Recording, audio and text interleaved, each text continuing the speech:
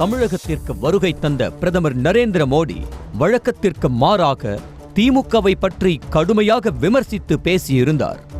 திமுக பிரிவினைவாதத்தை தூண்டுகிறது என்ற பிரதமர் தமிழ்நாட்டில் இனி திமுகவே இருக்காது என கடுமையாக விமர்சித்தார். பிரதமரின் விமர்சனம் திமுகவினர் மத்தியில் கடும் கொந்தளிப்பை ஏற்படுத்திய நிலையில் எம்பிக்கள், அமைச்சர்கள் என பலரும் விமர்சிக்க தொடங்கியுள்ளனர். இந்த நிலையில் முதலமைச்சர் மு க ஸ்டாலின் எழுதியுள்ள கடிதத்தில் பாசிசத்தை வீழ்த்திடவும், மதவெறி அரசியலுக்கு முற்றுப்புள்ளி வைத்திடவும், பாஜக ஆட்சியை வீழ்த்தும் ஜனநாயக போருக்கு தயாராக வேண்டும் என வலியுறுத்தியுள்ளார். தமிழகத்திற்கு அடிக்கடி வரத் தொடங்கியுள்ள பிரதமர் நரேந்திர மோடி முகத்தில் தோல்வி பயம் தெரிகிறது எனவும், அந்த பயத்தில்தான் திமுகவை பற்றியும் திமுக அரசை பற்றியும் அவதூறுகளை அள்ளி வீசியிருப்பதாக முதலமைச்சர் தெரிவித்தார். மத்திய அரசு கொண்டு வரும் திட்டங்களுக்கு திமுக தடையாக இருக்கிறது என வெறுமனே கூறிய பிரதமர், எந்தெந்த திட்டங்களுக்கு தடையாக இருந்தோம் என பட்டியல் போட்டு சொல்லி இருந்தால் பதில் சொல்லவும் வசதியாக இருக்கும் என விமர்சித்துள்ளார்.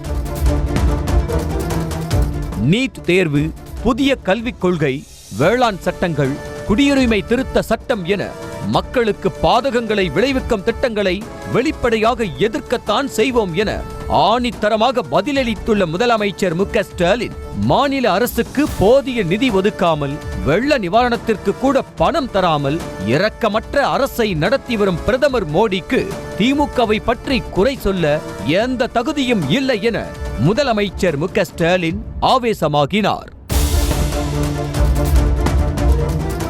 திமுகவை ஒழித்து விடுவேன், இல்லாமல் ஆக்குவேன் என தாம் வகித்து வரும் பதவியை தாழ்த்தும் வகையில் பிரதமர் மோடி பேசியிருப்பதாக கூறியுள்ள முதலமைச்சர் மு க ஸ்டாலின், திமுகவை அழிப்பேன் என கிளம்பியவர்கள் என்ன ஆனார்கள் என்பது நினைவிருக்கட்டும் என எச்சரிக்கை விடுத்துள்ளார்.